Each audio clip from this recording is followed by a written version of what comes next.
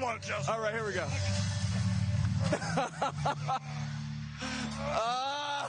Our border. Lower gas prices. Yes. We got real American beer in the house. We got real American beer.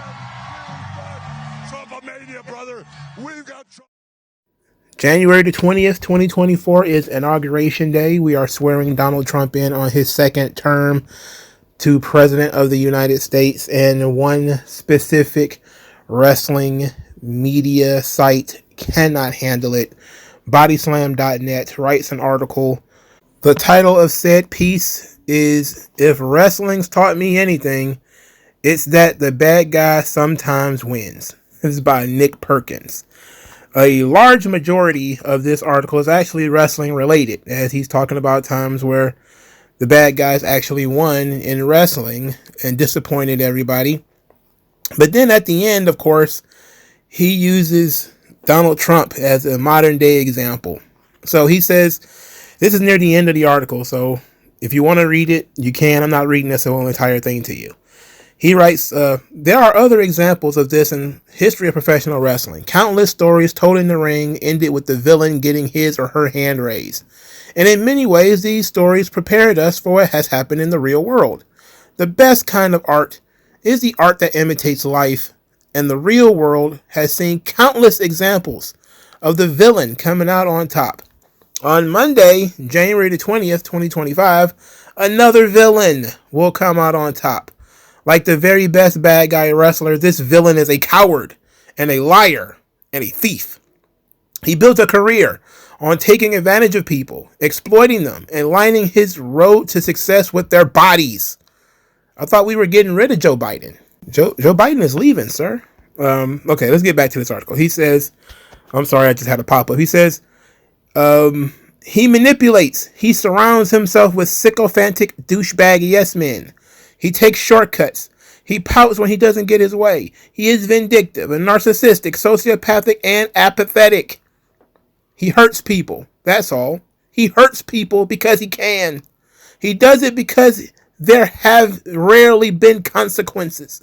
For some reason, every time truth or justice or consequence begins to reveal itself, the villain avoids it, and he comes out on top. Like any heel wrestler, this person has his supporters. He has his fans. These are people who share many of the same qualities, characteristics, and ideas that the villain does. And while the rest of the world might see the worst parts of those people in the villain, they see the best parts of themselves in him. He makes it okay to show off their own heel-like tendencies. He has opened a door for the worst of humanity, the worst parts of ourselves, to be on display like a wrestling sign in a sold-out arena. These people defend him. They extol his virtues. They buy his t-shirt. And they help him continue to win. They cheer him on. They choose him. Of course, if history, even just a history of professional wrestling, has taught us anything, is that the villain wouldn't hesitate to sell those very same fans out if it benefited him. If he could get even an inch ahead by crawling across them, he would do it. Because that's the kind of person he is. That's the type of character he displays. These fans won't know it when it happens. They'll continue to cheer. They'll continue to buy. And if they ever do confront the bad guy, if they ever do ask, "Why, villain? Why?" the bad guy will just smile, shrug his shoulders, and say, "Because you let me." If wrestling taught me anything, it's that the bad guy sometimes wins. And when that happens, it's disappointing. It's frustrating. It makes our hearts ache because we were supposed to get the happy ending. The boy gets the girl, the dragon is slayed, the hero wins. That's how it's supposed to be. But in wrestling and in real life, happily ever afters aren't realistic. Because what happens after happily ever after? What happens after the final page is turned? The story continues. Life goes on. The next matchup is set. And that's because in wrestling, as in the real world, there is no final page. There is no actual end. There's always another match to build, always another championship to win, always another story to tell. But the good news is this. That means that even if the bad guy wins, it won't be forever. There will always be another hero to stand up to against the villain. Maybe he or she will be defeated too. But then there will be someone else. And another. And another. See, if wrestling has taught me anything, it's that the bad guy sometimes wins. But if it's taught me anything else, it's that the bad guy only truly wins when the good guys stop fighting. Who are the good guys? I don't know. That's not for me to say. I don't know who they are. But I know what they do because I've seen it. Every Monday for the last 30 years. These are the men and women who don't give up. They don't quit. They do the right thing, whether the referee is looking or not. They accept the challenge. They don't back down. They persevere. They struggle. They fight. Sometimes they lose, but they still fight. And when they lose, they pick themselves up, brush themselves off, and look at the bad guy, not with anger, not with jealousy, not with hatred. They look at the bad guy with pity because they know, try as the bad guy might, that he's never going to find peace. He's never going to be truly happy. He's never going to see true beauty or feel true love. Even when the bad guy wins, he loses. And there's always the next day. Always the new dawn. Always the next match. If wrestling's taught me anything, it's taught me that the story doesn't end. And the good guys, they keep fighting. Wow. That's tremendous. All right. What a tremendous piece of work here. My favorite part is, who are the good guys? I don't know. That's my favorite part. Because you write all this shit and then have the audacity to say, I'm not sure who the good guys are. You sure who the bad guy is, though? Let me share something with you. Hey, if you have to pardon every member of your family before you leave office, you're probably not the good guy. Sorry. If you have to pardon everybody, you're probably not the good guy. It's probably not the case. Look, politics is politics, man. I mean, it is what it is. People feel these things. They feel them, make it very personal. For me, politics is not really personal. It's more like an observation. You observe policy and you observe whether you get the desired outcome or not. What is the desired outcome of policy A? Is that what actually happens? Who is hurt or who is harmed by policy A? When you pass a policy, regardless of what it is, you're actually going to end up making somebody uncomfortable. You just have to make sure that you're comfortable with the person being uncomfortable. I'll give you a good example. Donald Trump actually, within his first couple of hours in office, he signed an ending the radical and wasteful government DEI programs. Okay. Now, DEI is one of those things that has been an argument amongst people for several months, years now. Okay. Do you think DEI is a good thing? Well, if you do, then you have to accept that these DEI programs, they are created with the purpose of hurting some groups and benefiting other groups.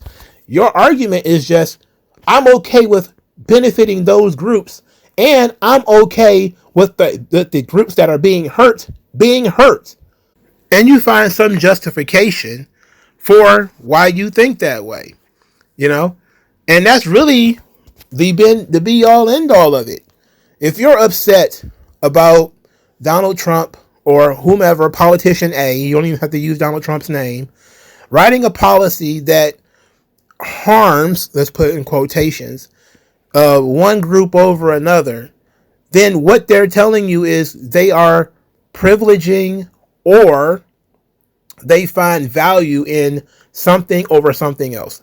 For instance, when you look at going back to Donald Trump's executive order, one of the things that he is talking about privileging and one of the things that he is talking about valuing over something else is he doesn't value diversity, equity, and inclusion. All right.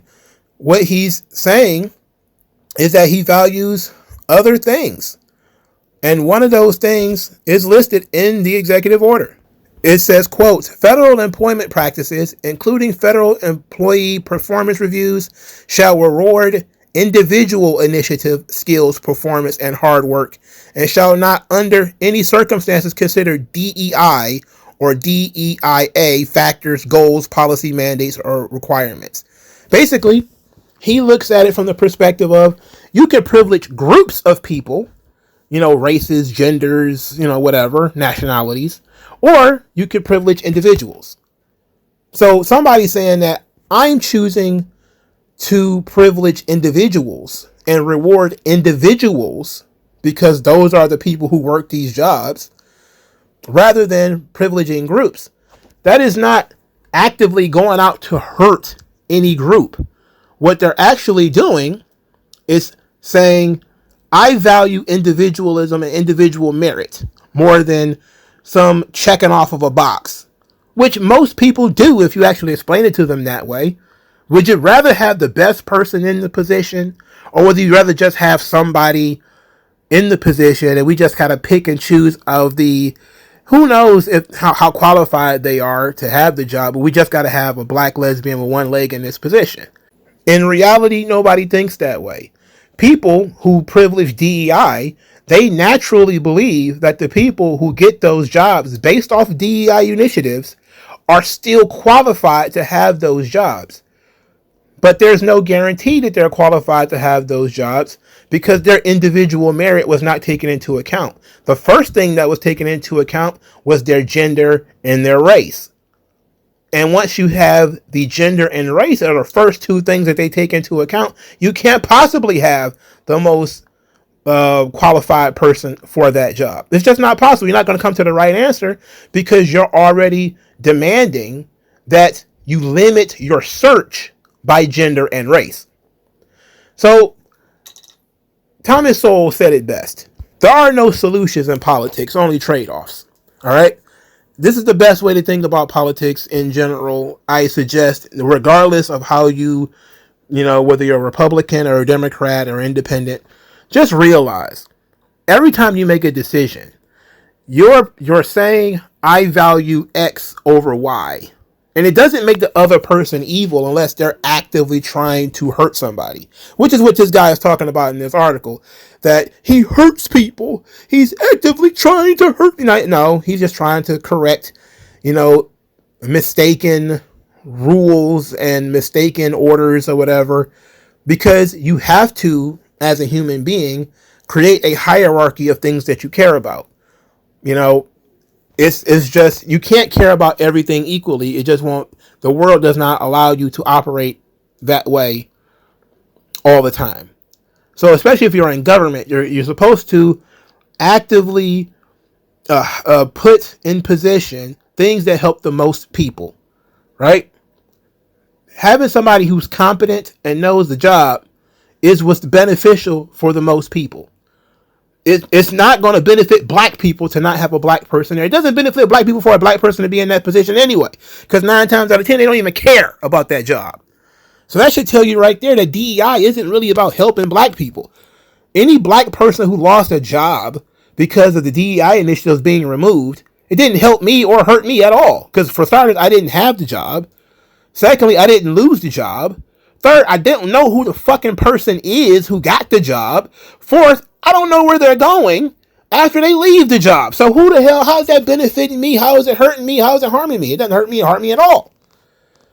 So I say, if you got to have this position in government, then it should be a good position and the best person possible should have that position.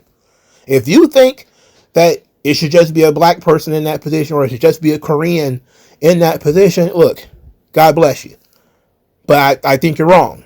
And I'm pretty sure you're wrong. And I'm pretty sure you don't pick your doctors that way. And I'm pretty sure that you wouldn't build a bridge with that logic. You wouldn't fly in an airplane with that logic. You wouldn't let, random groups of people who you have not quite vetted, refurbish your basement or work on your water heater or something like that without knowing what their qualifications are. But just knowing what their race and gender is, that's good enough. No, nobody thinks like that in their personal life. But because it's in government, it's gone out in the middle of nowhere, you're not going to pay attention to it. Who the hell cares if somebody in Virginia has a job, as long as, he's the first trans person on the Department of the Interior. Yay! I don't even know what that person does. And you don't either. But it sounds good, and it feels good. But in reality, that person don't know what the fuck they're doing. I don't know what the fuck they're doing. Why are they even there? But again, there are no solutions, only trade-offs. But now let's get to the wrestling part of this thing. The wrestling part of this is that, why is this guy using a wrestling website for his personal diary where he weeps all over the page about losing an election that he lost 2 months ago? Brother, you already lost this election. This election been lost 2 months ago. What did you think was going to happen after November when you already know what the outcome was? You already know this got lost. So you know that the inauguration is coming. And what did you think? If this article would have come out, let's say, the day after the election, I still would have laughed at it. Still would have thought it was hilarious. It still would have been wrong-headed. But at the very least, he wouldn't have had 2 months to sit on it and stew and brood and pitch a bitch. Now let's get into the storytelling element of it. He is absolutely correct that in pro wrestling and in other stories, the happily ever afters, and the happily ever afters, the bad guys are defeated. But typically when you write a story, you create a conflict. And that conflict has to be resolved. And it's usually the babyface / the hero who has to solve that conflict. There's a dragon. It's the hero that has to slay the dragon. And when that is done, that's the end of the conflict. That's the happily ever after. In the forever games of politics and pro wrestling, the conflict constantly changes. The conflict goes from one policy to the other. It goes from abortion to immigration to gun control and back again. In pro wrestling, it goes from winning a championship to getting revenge on a guy who cost you the championship to, winning the Royal Rumble so you can get your championship back. So it's always a constantly moving goalpost for the characters. It's not a be-all, end-all. It is a never-ending story, much like a soap opera. In a world of infinite conflicts, again, you're talking about, hey, who is the bad guy today? They could be the good guy tomorrow. That's just kind of how pro wrestling is. That's kind of how politics is too. There are some times when the Republicans are the smarter, more appropriate position. There's times when the Democrats have a smarter, more appropriate position. But that's going to be decided mostly by listening to the positions and what the conflict is over, and actually realizing and understanding what the conflict is over. But if you never get to that point, you never really fully understand what the conflict is about or what the motives of each side is, then you end up with this guy by saying, I don't know who the good guys are and who the bad guys are. Well, if you don't, let me tell you this. Let me be quite honest. If you don't know who the good guys are, you probably don't know who the heroes are either. All right. I can tell you that. It should be obvious. It should be pretty damn obvious. If you're so sure one side or one person is the villain, then you pretty much have an idea of what the hero is. And if you can't clearly articulate that or clearly see it, then it's because you lack moral clarity. All right. Now, I am a person who does not see politicians as individuals who are acting on morality, because in some ways seeking power through politics is immoral, because politics is not a meritocracy. Nobody is picked because they're the best politician or they're the straightest arrow. Usually they have the most money. They tell the biggest, most boldest lies. They're the ones that the media has told you were the good guys this entire time, which is, the confusing element of this. So seeking power through politics is not necessarily even a good guy thing to do. But that's what so many people have been taught to believe is the right thing to do. And I can tell you this. Using a wrestling website to bitch and moan and cry about losing an election is a waste of energy. It's a waste of time. I'm pretty sure we got a good laugh at it. I laughed hard at this. I laughed heartily at this thing and how ridiculous it was. How absurd this guy is. But at the same time, I feel bad for him. Because he sounds like a young man who has not fully understand that just because the media told you to hate somebody doesn't mean that it's true. If you actually think, if you actually break things down for yourself, you'll find out that most people who are seeking power are only doing it for their own ends. That most people who are seeking power, they utilize others, they use and abuse people. Most of them are rich too. Not all of them are, but quite a few of them are. Or they're on their way to becoming rich. I mean, you can even talk about the Obamas. How many people have disappeared from the sphere of the Obamas? You had a guy floating in goddamn the river of Martha's Vineyard. Isn't that suspicious? Couldn't imagine somebody being found dead at Mar-a-Lago. You hear about nothing but that. How many dead people showed up around the Clintons? Epstein lists and Diddy parties and shit. We could talk about all that stuff and about how all depraved these people are, and I'm pretty sure we'll find common ground on that. But ultimately, using your wrestling website to preach about good guys and bad guys winning, it's a very odd decision. Look, he did put the disclaimer out there that it's his personal opinion and not the political opinion of bodyslam.net. But have you ever seen a wrestling website post the opposing position? Is bodyslam.net going to post a position about how making America great again is a good thing? Or how, Donald Trump was the good guy and, Joe Biden was the bad guy who had to pardon Anthony Fauci of all people? I mean, come on. No, of course they wouldn't. So the idea that this is not the political opinion of Body Slam is like, okay, maybe it's not. Maybe it is the political opinion of this one individual guy. But you will never promote the other opinion. So it kind of is the opinion of Body Slam. If there's no equal spot given to the other side, then you kind of agree with him, don't you? This guy also wrote an article essentially calling Jada Parker a transphobe because he is extremely sensitive to those issues. So he's on the right side of history and he thinks himself a good guy. So you should also think that he's a good guy, which almost guarantees that he's a wolf in sheep's clothing because they all are. But I want to close this out with a quote from the great Scott Hall. Hard work pays off. Dreams come true. Bad times don't last, but bad guys do.